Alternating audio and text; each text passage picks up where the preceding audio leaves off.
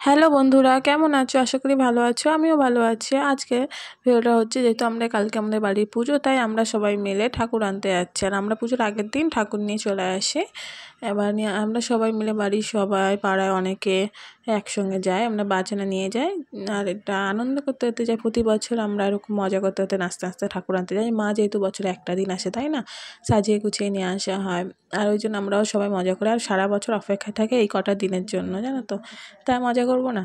আর সত্যি একটু আলাদা। এটা আমার দিদি মেয়ে, ও পুরো ভিডিওটা করেছিল। যেহেতু আমরা একটু শেষের দিকে ছিলাম আর ও করতে এগুলো ভালোবাসে, তা ওকেই দিয়েছিলাম যেহেতু এই পুরো ভিডিওগুলো করবি। তা আমরা সবাই করে রাস্তায় সবাই যাচ্ছিলাম। অনেকে আমরা এইবারে অনেকেই গিয়েছিলো, আগেরবারের তুলনায় এবারে অনেকেই গিয়েছিলো।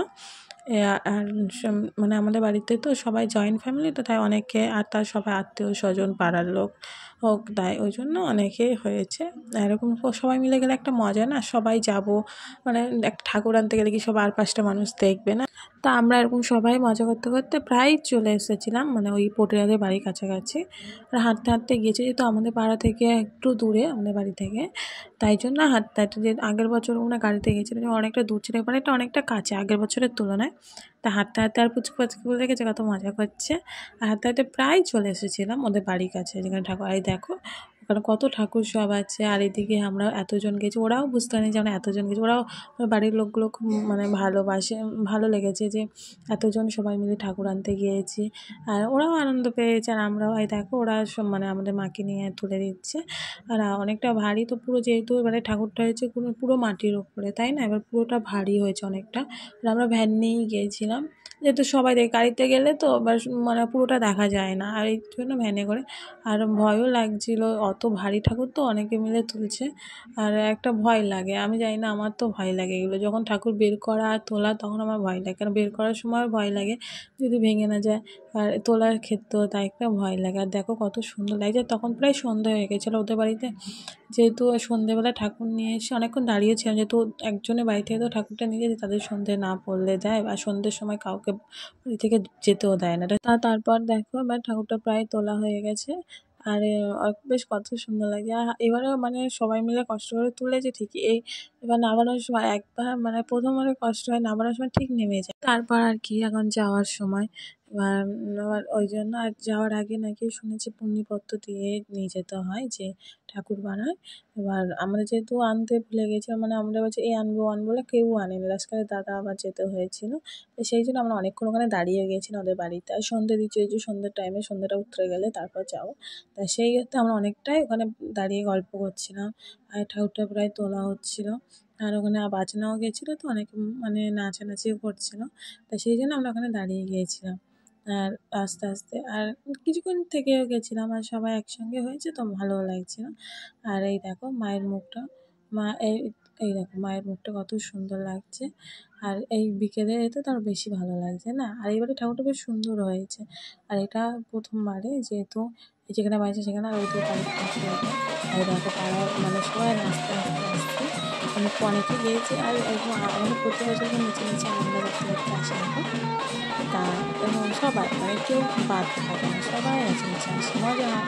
আর বছর মজা করবো না কি, মানে যতই বয়স মজা করছে সব ভালো লেগে যায়। এবার অনেকে বলে না বয়স হয়েছে নাচানাচি না, কিন্তু আমরা করে এটা আস্তে আস্তে এরকম আমাদের বাড়িতেই চলেছে। এটা হচ্ছে আমাদের বাড়ি, আমাদের বাড়িতে আস্তে আস্তে